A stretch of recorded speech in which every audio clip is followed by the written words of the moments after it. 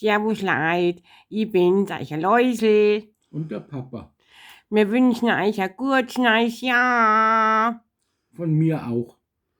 Viel Glück, Gesundheit, Freude und alles Schöne wünschen wir euch.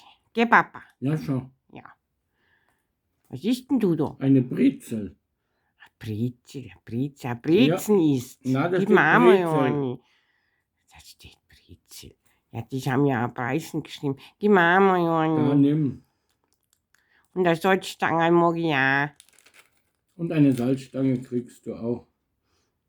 Das sagt jetzt aber nicht Stick, weil das Salzstick draufsteht, oder? Nein, Salzstange und Brezel. Salzstangerl und Brezen. Gut. Ja. Also, wie sind denn eure Vorsätze fürs nächste Jahr? Meins ist gut essen. Ich bin ja international, das heißt, ich mag ja auch Schäufele, Spätzle, Pizza und so Zeug auch, gell? Da bin ich beruhigt, dass du das auch magst. Ja, ich bin international. Und was hast du für Vorsätze, Papa? Weißt du nichts? Wie, du weißt nichts. Ja, ein bisschen gesünder leben, ein bisschen mehr Sport treiben. Ja, so halt. Und Boris?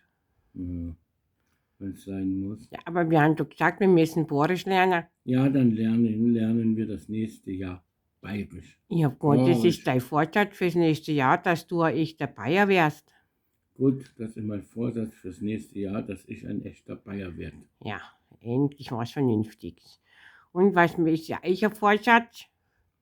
Dann, ich würde sagen, wir fangen erst mit Papa mal an, oder? Das erste vom Grundgesetz her. Papa, du sagst jetzt gleich einmal nach. Wir sind wir.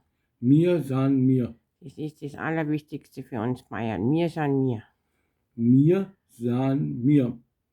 Die Betonung ist ein bisschen komisch. Wir kriegen die Betonung raus aus dem. Nur einmal. Mir san mir. Nicht san. San. Mir san mir. Geht doch. Ha. Also dann, gutes neues Jahr, bis bald, euer Läusel und Der Papa. Servus. Servus.